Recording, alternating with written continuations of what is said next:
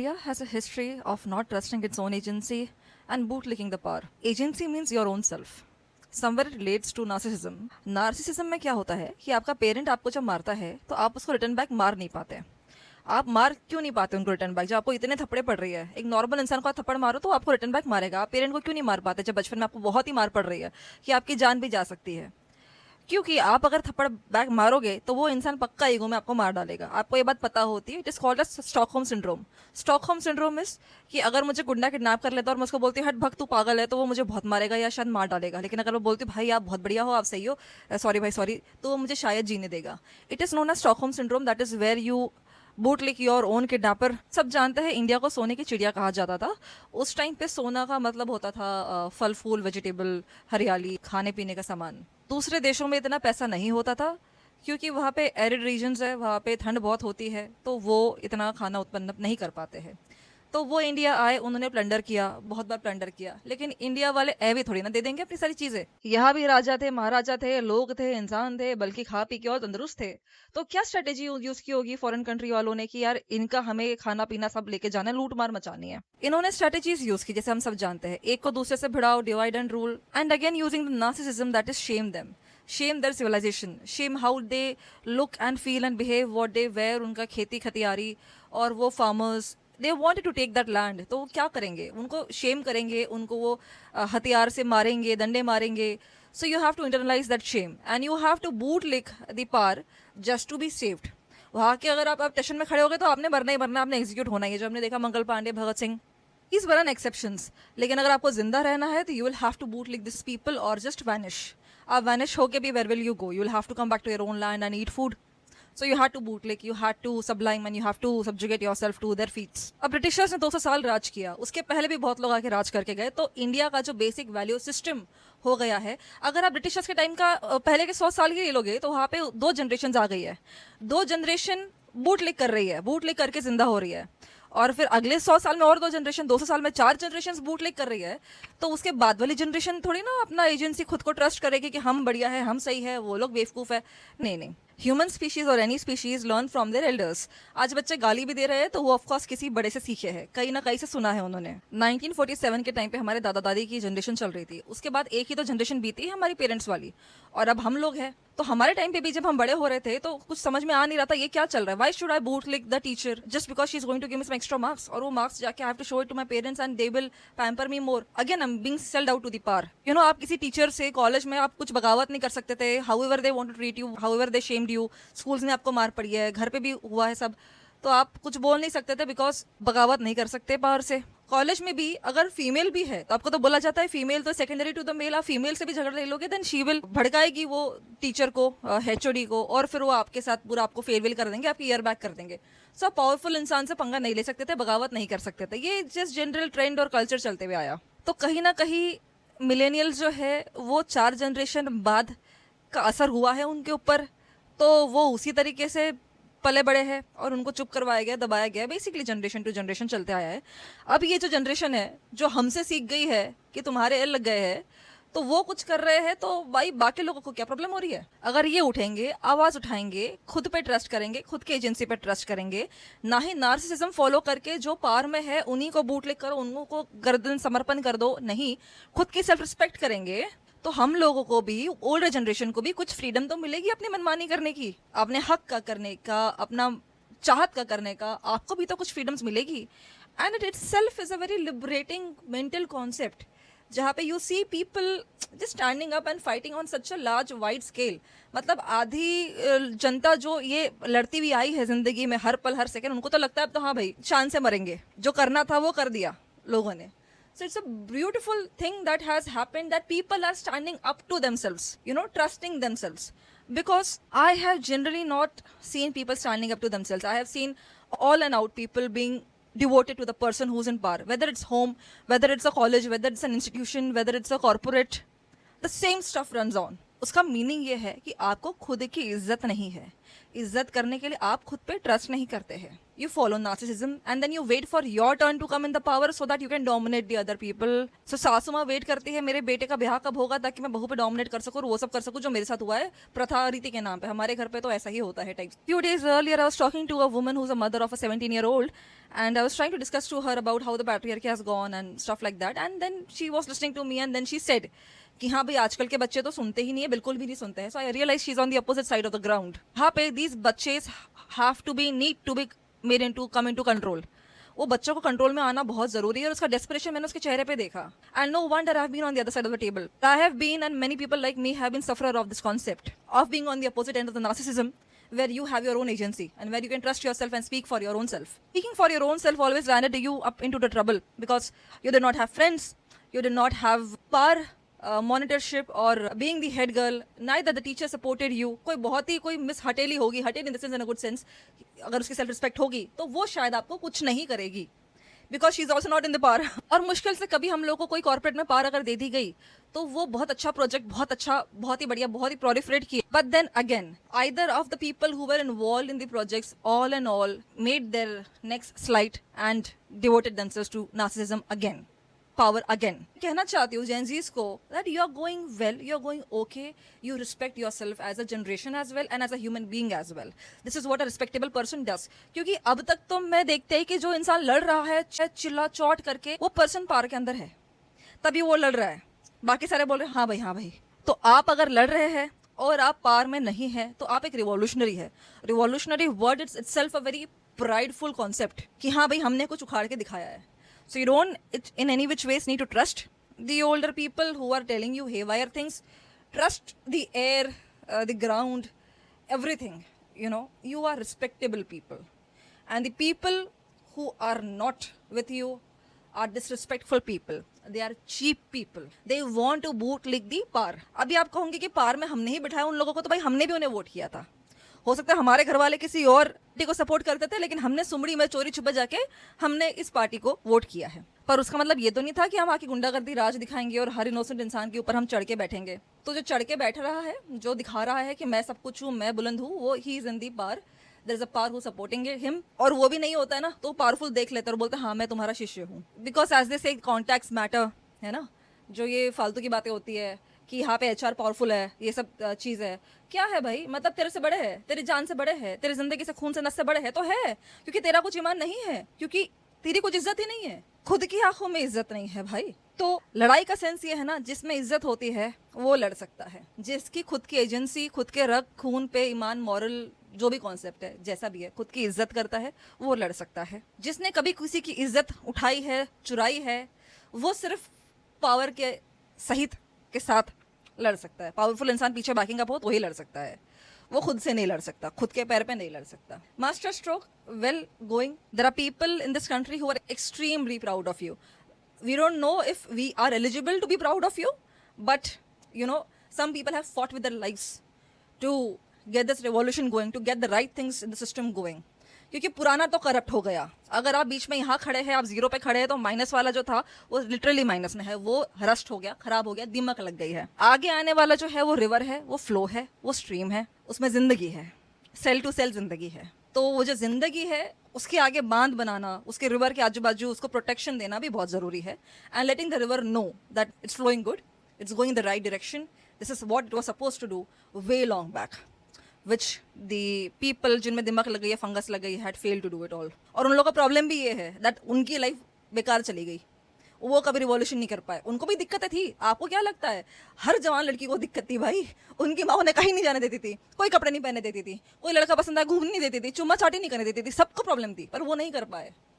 लॉन्डो को दिक्कत थी, उनको पावर में आना था, नहीं आ पाए. उन्हें सब दिक्कतें हैं, उन्हें रिवॉल्यूशन लड़ना था, वो नहीं लड़ पाए, उन्हें वो दिक्कत है. So whatever is happening, people would try to stop it out of jealousy or to keep themselves in the power. Basically a patriarchy, basically a narcissism. The same concepts keep on going, and it is time that we discord it. अलग अलग अलग अलग ऐसा ऐसा भाई आप लोगों ने ऐसा ऐसा किया, this is what you are doing, this is what you are supposed to do, and this is what you would be doing, because that is how your mentality is set, and it is not going to change. You are abused. India ने एक therapy में बैठना चाहिए. जो channels आते हैं ना, वो चैनल्स मतलब आप थेरेपी की जाना शुरू कर दो भाई. ठीक है? सारे एंटरटेनमेंट के हटा के थेरेपी की शुरू कर दो। अर्जेंटली थेरेपी चाहिए ऑल ओवर इंडिया को। उन्हें पता ही नहीं है वो व्हाट आर दे डूइंग?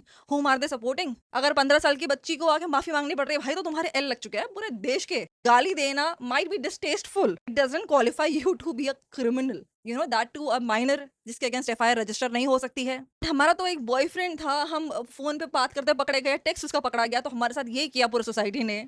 शादियाँ ही करवा दी साला उस चक्कर में। तो अभी इस बच्ची के अगेंस्ट तो लोग क्या ही कर रहे होंगे, मतलब कैसे जिंदा होगी यार वो बच्ची, मतलब she is having enough protection, क्या ही हो रहा होगा। रेप हो जाए कल के दिन, सुसाइड हो जाए कल के दिन, तो वो जिसकी जिम्मेदारी कौन लेगा? कोई भी नहीं ना। वो बंदी बच्ची अपने बलबूते पे खड़ी है, खुद के इस पे खड़ी है, तो इज्जत तो है ना उसको खुद की। तुम भले सॉरी बुलवा लो, तो तुम्हारी इज्जत नहीं है की है। उसने सिर्फ गाली बोली है, तुमने वो प्रूफ करके दिखाया है ऊपर से जो उसने गाली बोली है। ये हम नहीं कह रहे हैं, ये आपने प्रूफ करके दिखाया है।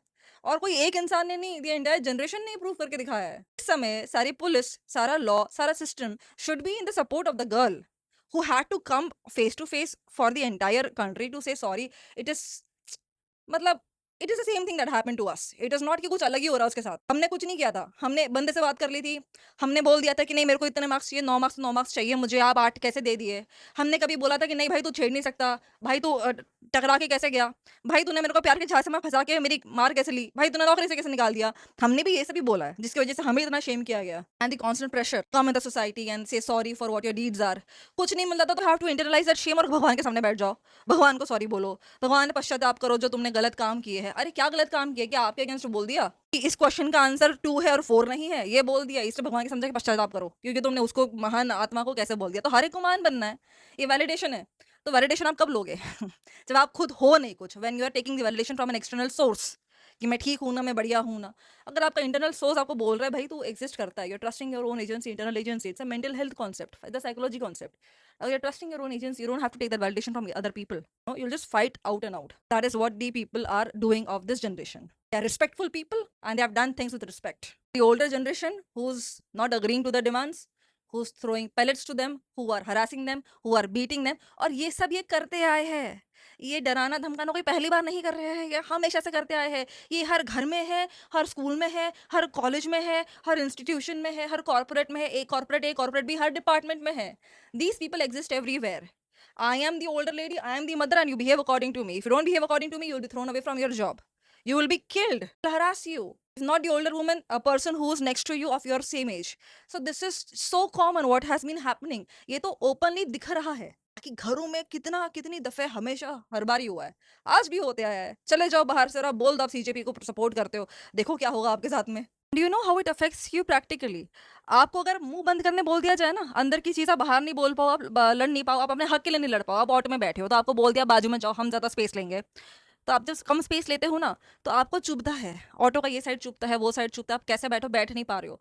तो वैसे ही जब आपको मुंह से बंद कर दिया है ना कि आप बगावत नहीं कर सकते, तो आप इंटरनलाइज करने लग जाते हो।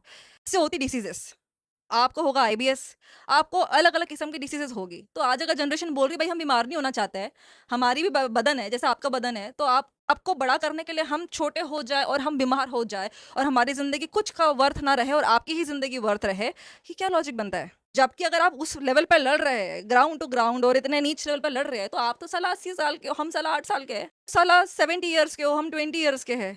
तो हम बची हुई ज़िंदगी ना जिए, हम मर-मर के जिए, घुट-घुट के जिए, बीमारी ले-ले के जिए। These have effects on your body. Psychology has proved it. हर जगह वो प्रूफ है कि आपको अगर दबाया या आपको नार्सिसिस्टिक अब्यूज में रखा गया और you have been shamed, you have been shunned, you have made to not trust your agency, that is what are known as survivors, abuse survivors, narcissistic abuse survivors, trauma survivors. War क्या है? आपको psychologically वहाँ पे treat होना पड़ता है, नहीं तो आपका भ्रष्ट हो गया है पूरा।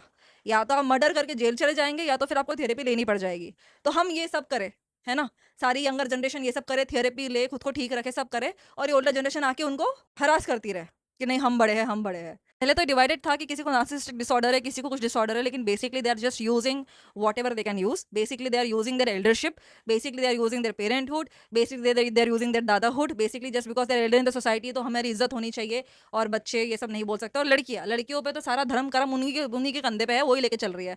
अब वो लेके चल रही तो उनको डिसाइड तो करने दो फिर। अगर वो इतनी बड़ी एजेंसीज है कि सारा तुम्हारा धर्म कर्म और तुम्हारी शर्म अगर हम ही लेके चल रहे तो हम डिसाइड करेंगे, वैसे आप प्ले करो, वैसे चलो। वैसे नहीं चलना है, चलना है हमारी माँ लोगों के हिसाब से आपको है, और चलाना आपको हम पे है। कोई there is no point and there is no logic. पुराने जनरेशन के कॉन्सेप्ट्स में देखोगे ना तो उसमें कोई ऐसा रैशनैलिटी नहीं है।